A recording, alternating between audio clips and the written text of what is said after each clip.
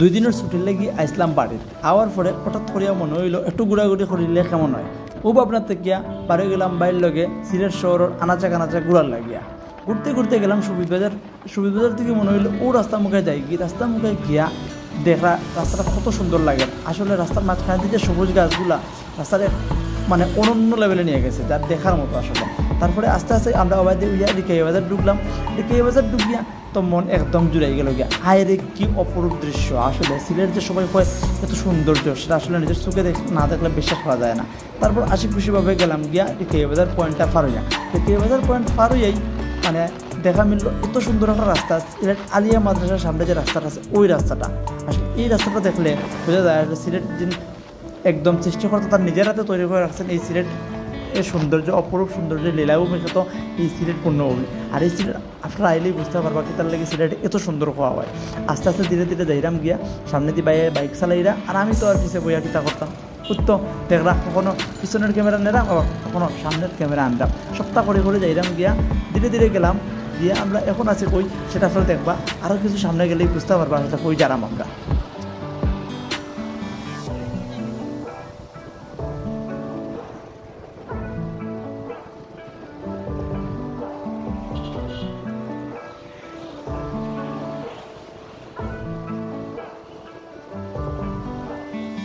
আইছি আমরা জিন্দাবাজার, আর জিন্দাবাজার আইয়া ওই যে শহীদ মিনারটা দেখছো কোনামুখা, এটা না দেখলে আসলে ভালোই লাগে না। আর ওই যে নাগিন কলেজের পাশ দিয়ে আমরা ঢুকে গেছি জিন্দাবাজার। আর জিন্দাবাজার ঢুকে এত ভালো লাগে কারণ এখন দুপুর টাইম, অত বেশি ভিড় নাই। আর যদি বেশি ভিড় থাকতো তাইলে ভালো লাগলো না, মানে যেমন সন্ধ্যার সময় আইলে এত গিজিবিজি থাকে দেখলেই রাগ উঠে যায় গিয়া।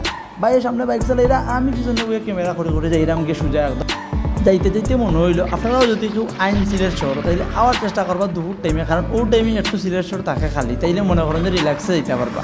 আর আমার ভাইয়ের সামনের থেকে গাড়ি চালাই না, কারণ তাই নিয়ে আমার বাইক দিতে নাই, বাইক দিলে যদি আমি অ্যাক্সিডেন্ট করলে তাই না সত্যি বড় ডর হয়েছে যে এর বাইক দিলে কোনো গিয়ে খারে মারবো তার কোনো ঠিক নেই। নিজের জানার মায়া আছে, তাহলে তিনি আগে বাইক চালাইরা আমি কিছু নিরে বই থাকছি। কিতা কর্ম কিচ্ছু করার নেই, বড়টার লগে থাকলে নিরে চুপি সারে বসে থাকা লাগবে, তারা কিচ্ছু করার নেই, শুধু বইয়া বইয়া দেখা লাগবো। আর তাইনার পিছিয়ে তাই যেমনি চালাইবা অমদিকে যাওয়া লাগবো, ওটা হইলো কথা। প্রথমে আমার লাগি লইছিলাম কাপড়, লোয়ার পরে আইলাম আমি আমার বাতিজের লাগে গীতা লওয়া যায় ওখান বাপদা দেখিয়া আইলাম বাতিজের লাগে কাপড় লইতাম। কাপড় লোয়াতে ইয়া বাইয়া চয়েস করছেন একটা হলুদ কালার ড্রেস, তাইনার মেল লাগে তাইনা চয়েস করে লিয়েছেন সুন্দর একটা ড্রেস লইয়া। এখন যাই মুগি সুজা আমার লাগে আমি যে কাপড় দিতাম ওটা বানানো দিতাম হইব উত্তো বাই আর টেইলার যেটা সামনে দিয়ে যাতে আমার শার্টটা বিকার করে দিবে জমা দিলাই আমার।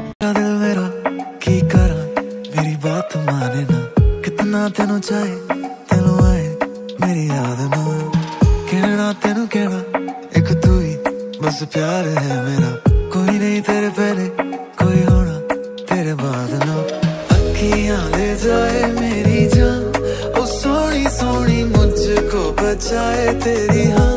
गल मेरी मन जा तू मेरी बन जा, कि मिठी मिठी नींद राधा ख्वाब है तू, है मेरा क्या कसूर तू देंदी है सुकून, जो तेरे ना ऐसी वो शराब है तू। गल मेरी मन जा तू मेरी बन जा, कि मिठी मिठी नींद राधा ख्वाब है तू, है मेरा क्या कसूर तू देंदी है सुकून, जो तेरे ना ऐसी वो शराब है तू।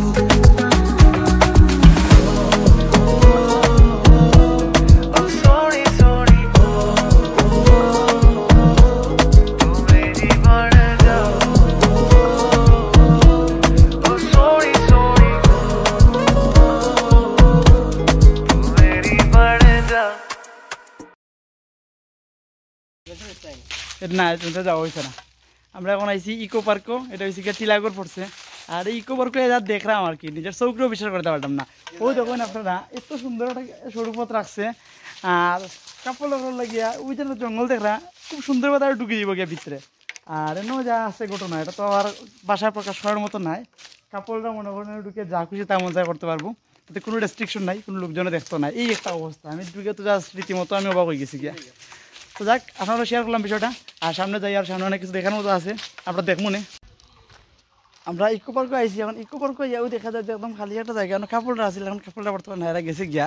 আর সম্পূর্ণ ইকো পার্ক এখন আমরা দখলে করতে গেলে 11:30 আমরা 8:30 তেমন কোনো মানুষজন নাই, 8:30 আমরা দখলে। আমরা 8:30 করে দেখলাম। আর ওইগুলো আমার অমিত তো একদম ময়ূর দেখে ময়ূর, খুব সুন্দর ময়ূর। চলুন গেছে আপনারা দেখো।